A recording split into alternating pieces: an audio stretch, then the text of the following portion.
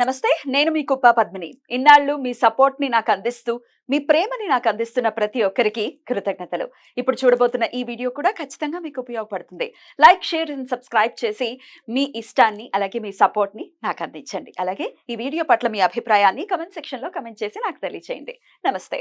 జ్యోతిష్య శాస్త్రం ఒక అద్భుతం. వేదాంగమైన జ్యోతిష్య శాస్త్రం అనేటువంటిది మానవ జీవన గమనానికి ఒక వరం. జ్యోతిష్య శాస్త్రం నీ జీవితంలో వెలుగునింపే ఒక భాష. ఆ భాష నీకు అర్థమైతే ప్రకృతి నీతో మాట్లాడుతుంది. అస్ట్రాలజీ నేర్చుకోవాలి అనుకునే వారికి అద్భుత అవకాశం. మురళీధర శర్మ గారి అస్ట్రాలజీ క్లాసెస్ అతి త్వరలో మొదలు కాబోతున్నాయి. 100% జాబ్ గ్యారంటీ. వివరాల కొరకు సంప్రదించండి. నమస్తే, వెల్కమ్ టు అవర్ ఛానల్. నేను పద్మిని. ప్రస్తుతం పాటు ప్రముఖ ఆధ్యాత్మికవేత్త, వాస్తు జ్యోతిష పండితులు కేఎస్ఆర్ గారు మనతో పాటు ఉన్నారు. మాట్లాడదాం. కేఎస్ఆర్ గారు నమస్కారం అండి. శ్రావణ మాసంలో శ్రావణ మంగళ గౌరీ వ్రతాలు చేసుకోవడం అందరికీ తెలిసినటువంటి విషయమే. చక్కగా పట్టిస్తూ ఉంటారు ఆ వ్రతాన్ని. 5 ఏళ్ల పాటు కొత్తగా పెళ్ళైనటువంటి పెళ్లి కూతురుతో చేయిస్తారు. చాలా ముచ్చటగా ఉంటాయి ఇట్లాంటివన్నీ కూడా. రైట్. అయితే ఈసారి వచ్చేటటువంటి శుక్లపక్ష అష్టమి మంగళవారం నాడు వస్తోంది. 13వ తారీఖు అష్టమి వస్తోంది. మరి దుర్గాష్టమి, మాస దుర్గాష్టమిగా కూడా జరుపుకుంటూ ఉంటారు. మరి ఆ రోజున ఎలా వినియోగించుకోవాలంటారండి? తప్పకుండా. ఎందుకంటే మనం కనుక గమనిస్తే ఈ సంవత్సరంలో ఎక్కువ శాతం అంతా కూడా కొద్దిగా మంచి మంచి రోజుల్లో వివిధ పండుగలు, అంటే ఇంతకు ముందే 2 రోజుల కిందట మరి ఏదైతే కొంచెం ముందు అది శుక్రవారం రావడం, కాంబినేషన్ తిథి రోజు కలిసి. అలాగే అంతకితం మనకి ఏదైనా ఈ కాలభైరులు కానీ అమావాస్యలు కానీ అలా శనివారాలు రావటం, ఇలాంటివన్నీ వరుసగా మనం చూస్తున్నాం. ఇంకా వస్తోంది కూడా ఈ మాసంలో శని త్రయోదశులు వస్తున్నాయి. 2 ఉన్నాయి కదా. అలాగే భాను సప్తమి వచ్చింది మొన్న. అద్భుతం అసలు. ఇలా ఎలా చూసినా కూడా మనకి ఈ సంవత్సరం వీళ్ళు ఉపయోగించుకుంటే కనుక ఉపయోగించుకున్నట్టుగానే మీరు చెప్పినట్టుగా ఉంది యాక్చువల్గా చెప్పాలంటే. సో ముఖ్యంగా మనం మొదటి నుంచి కూడా ఏడాది ప్రారంభం నుంచి కూడా చెప్తూనే ఉన్నాం, క్రోధినామ సంవత్సరం అనేది కొద్దిగా క్రోధం ఎక్కువ ఉంటుంది కాబట్టి కనపడుతోంది. ఎంత క్రోధం, దుర్గుణాలు పెరుగుతాయి కాబట్టి దుర్గుణాలు. మనం ఖచ్చితంగా దేవుడి ఆరాధనలో ఉండాలి. ఒక చిన్న డౌట్ అండి, ఎప్పటికప్పుడు వస్తూనే ఉంటాయి కదా ఈ తిథులు, అస్తమాను చెప్తారు ఏంటి అనే దానికి మీ సమాధానం ఏంటి? అంటే అస్తమాను చేస్తాం అనేది సరే, ఇప్పుడు కొత్తగా మొదలెట్టేవాడి పరిస్థితి ఏంటి? సో ఎప్పుడప్పుడు మొదలు పెట్టుకోవాలి కదా కదా. అందుకని ఇవాళ పొరపాటున ఏదైనా సరే మంచి అనేది ఎన్నిసార్లు చెవిలో పడితే అంత పుణ్యం. అంతే. అస్తమాను తిని అన్నం మీద బోరు కొట్టదు కానీ పూజల మీద బోరు కొడితే ఎలా? పూజలు కూడా బోరు కొట్టవు. అలా బోరు కొడతామని అవతల వాళ్ళు అనుకుంటారు, అంతవరకే. అంతేనా? అది వాళ్ళ అభిప్రాయం. ఇప్పుడు మనకి నిజంగా ఒక ఆధ్యాత్మిక చింతన ఉన్న వాళ్ళకి ప్రతి అణువు మనకి ఉపయోగమే. అదే ఫస్ట్ డే, ఇదే ఫస్ట్ టైం చేసుకుంటున్నాం అన్న ఫీలింగ్ ఖచ్చితంగా కలుగుతుంది. పైగా మీరు గనక గమనిస్తే గనక ఎప్పుడు కూడా ఏ ఏడాది చేసుకునే అది ఆ ఏడాది అనుభూతి వేరుగా ఉంటుంది. కరెక్ట్ అండి. ఇప్పుడు మనము వరలక్ష్మి వ్రతం త్వరలో రాబోతుంది. మనం మీకు మటు ఇక్కడ ఒక్కొక్కరికి ఒక్కొక్క సంప్రదాయం ఉంటుంది. మా ఇంట్లో ఈ కొబ్బరికాయ మొత్తం అంతా ఒలిచి దానికి అమ్మవారు చేసి అది ఉంది. బియ్యం పిండితో మనం ముక్కు చెవులు ఇవన్నీ ఏర్పాటు చేసి చాలా శ్రద్ధగా చేయటం అనేది ఉంటుంది. సో ఇది మరి ఒక్కొక్కసారి ఆవిడనే మనం మన చేతులతో మనం చేసినా ఒకసారి వచ్చినట్టు ఒకసారి రాదు.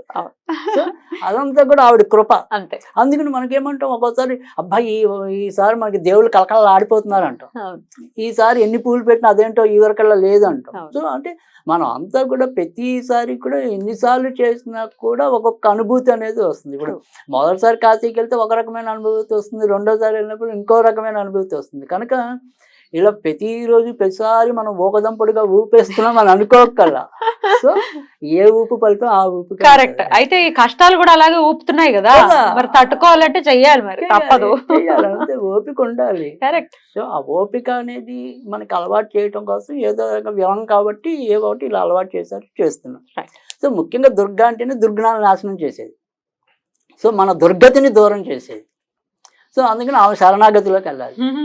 సో అందుకని ఖచ్చితంగా దుర్గాదేవిని మనం పూజించాలి. ఏ విధంగా పూజించాలి? అందులో మంగళవారం దుర్గాష్టమి వచ్చిన, మంగళవారం అమావాస్య వచ్చినప్పుడు ప్రత్యంగిర, మంగళవారం అష్టమి వచ్చినప్పుడు దుర్గాదేవి. ఇంకా మొత్తం అన్ని దశమహావిద్యలకు కూడా అష్టమి అమావాస్య చాలా విశేషమైన ప్రాధాన్యత ఉన్నది. ఈ దశమహావిద్యలు కానీ ఏవైనా సరే అమ్మవారి శక్తి నుంచి ఉద్భవించినవే కదా. సో అలాంటి దుర్గా, పైగా ఇదే రోజు మనం గౌరీ వ్రతం. గౌరీ అన్న కూడా పార్వతీయే కదా, మరి పార్వతీయే కదా దుర్గ అంటే. కనుక మంగళవారం కలిసి రావటం అనేది చాలా చక్కటి విషయం, అనుకూలమైన విషయం. ఏ రకమైన అనుకూలం, ఏ రకంగా అనుకూలం అంటే ఇక్కడ మనం 3 రకాలుగా చెప్పుకోవచ్చు. ఒకటి, కొత్తగా పెళ్లి కావాలనుకున్న వాళ్ళకి ఇదే రోజు దుర్గాదేవిని పూజించాలి. తర్వాత ఇంట్లో భార్యాభర్తలకు పడని వాళ్ళకు కూడా ఇదే రోజు పూజించాలి. భార్యాభర్తల్లో తరచూ ఎవరికో ఒకరికి అనారోగ్యం ఏర్పడుతూ ఉన్నా కూడా ఇదే రోజు ఆరాధించాలి. సో కనుక ఇక్కడ ఏదైనా సరే ఈరోజు వీళ్ళ ముగ్గురికి కూడా ప్రాధాన్యత ఉంది.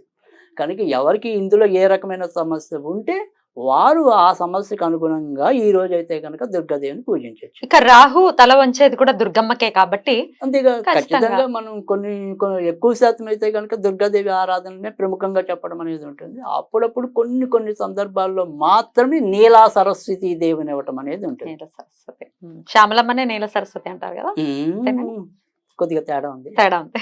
Right. Okay, okay. సో ఏదైనప్పటికీ కూడా అది ఒక పద్ధతి. రైట్. కానీ ఎక్కువ మెజారిటీ అయితే మాత్రం దుర్గాదేవి. మరి ఏం చేయమంటారు ఈ సమస్యల నుంచి బయటపడాలంటే? అమ్మవారిని ఎలా ఆరాధన చేయాలి ఆ రోజు? ఈ రోజు మనం చేయవలసింది ఏంటంటే కనుక ఖచ్చితంగా రాహు కాలం అనేది ఇవాళ ఉంటుంది. యావరేజ్గా సుమారుగా 3:30 అంటే 3 నుంచి అనేది ఇస్తాం. అది ఒక్కొక్క ప్రాంతం నుంచి సూర్యోదయాన్ని బట్టి ఉంటుంది. 3 నుంచి అనుకోండి. సో అందుకని 3 to 4:30 కానీ ఏదైనా మాక్సిమం 5 వేసుకోండి. సో 3 నుంచి మొదలెట్టిన పోనీ ఎక్కువసేపు కూర్చుంటాం ఏమవుతుంది, ముందు ఇంకొద్దిగా ముందు మొదలెడతాం ఏమవుతుంది. సో అందుకని 3 to 5 వేసుకోండి. సో ఈ 3 to 5 మధ్య మనం దుర్గాదేవిని పూజించాలి. మరి ఈ దుర్గాదేవిని ఎలా పూజించాలి అనేది ప్రాథమికంగా. సో ఇక్కడ నిజంగా చదవగలిగితే దొరకగలిగితే దుర్గా అపాదుద్ధారణ స్తోత్రం అని ఉంటుంది. ఆపదుద్ధారణ స్తోత్రం చాలా బాగుంటుంది. చాలా బాగుంటుంది. అసలు ఆ రిధానికి అమ్మవారు ప్రసన్నురాలైపోతుంది. సో అది అద్భుతమైన స్తోత్రం. అది గనక దొరికితే మాత్రం అది ఖచ్చితంగా ఈ రోజు 9 సార్లు చదువుకోవాలి. 9 అనేది అమ్మవారి సంఖ్య కాబట్టి 9 సార్లు చదువుకుని తేనె నివేదన చేయాలి, లేదా మినప గారెలు నివేదన చేయాలి. ఈ రెండిట్లో మాత్రం ఏదో ఒకటి అయితే ఖచ్చితంగా ఈ రోజు నివేదన చేయాలి. సో అది ఒకటి. తర్వాత రెండోది ఏంటంటే చాలా మందికి తెలిసిన దుర్గాదేవి మంత్రం అనేది ఓం ఐం హ్రీం శ్రీం క్లీం చాముండాయ విచ్చే విచ్చే విచ్చే అది ఒక పద్ధతి. ఇంకా తేలిగ్గా ఉండాలంటే ఓం దుమ్ దుర్గాయ నమః, ఓం దుమ్ దుర్గాయ నమః. ఇదే నేను ఎక్కువ మందికి ఇస్తాను. ఈజీ కూడా, ఈజీ అండ్ వెరీ పవర్ఫుల్, బాగా పవర్ఫుల్. ఓం దుమ్ దుర్గాయ నమః అంతే. ఇది 108 సార్లు జపించాలి. తర్వాత రెండోది వచ్చేప్పటికి ఏంటంటే ఈ రోజు మనం ఏదైనా సరే ఆడవాళ్ళు అయితే కనుక ఎర్ర బట్టలు ధరించి పూజిస్తే కనుక ఇంకా సులభంగా ప్రసన్నురాలు అవడానికైతే ఉంటుంది.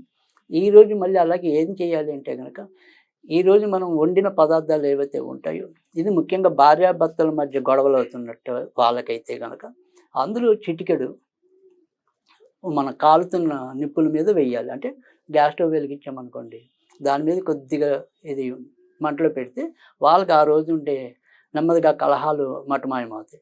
కనుక ఈరోజు ఆ రకంగా అంటే మనం ఏదైనా సరే మన దేవతలందరూ కూడా అగ్నిముఖులు అంటారు. సో అగ్ని ద్వారానే వాళ్ళు ఆహారం స్వీకరిస్తారు అనేది ఒక మతం.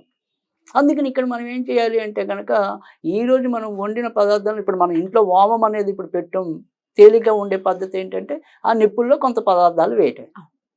సో ఆ రకంగా చేసినట్టయితే కనుక ఖచ్చితంగా ఈ ఇంట్లో ఉండే కలహాలు వైదొలుగుతాయి.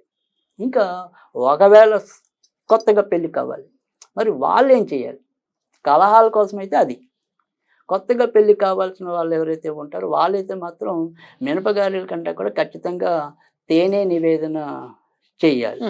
ఈ తేనె అనేది ఏదైతే ఉంటుందో ఆ తేనె అనేది మగవాళ్ళు అయితే ఆడవాళ్ళ పేరు ఏదో ఒకటి రాయాలి, వాళ్ళకి ఇష్టమైన దేవత పేరు.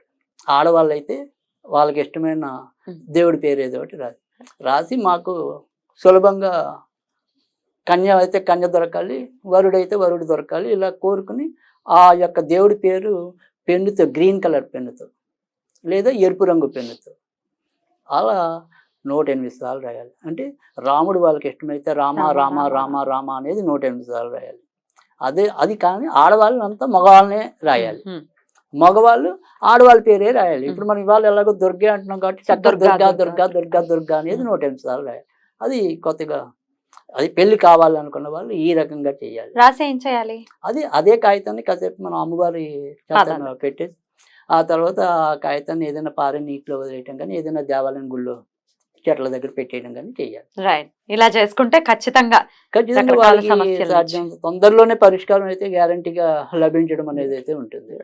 చాలా అద్భుతంగా వివరించారండి. డెఫినెట్ గా మంచి రోజు కాబట్టి పెట్టుకోవచ్చండి అది. ఇంటైనా పెట్టచ్చు, పెట్టుకోవచ్చు. గుళ్ళైనా పెట్టుకోవచ్చు, రైట్. అది వాళ్ళ ఇష్టం. అంతే. కనుక ఆ రకంగా కూడా చేసుకోవచ్చు ఇవాళ మనకు ఓపుకుంటే. బ్యూటిఫుల్. అది కూడా చేసుకోవాలి. రైట్. రైట్ అండి. చాలా అద్భుతంగా వివరించారు. కృతజ్ఞతలు. you. నమస్కారం.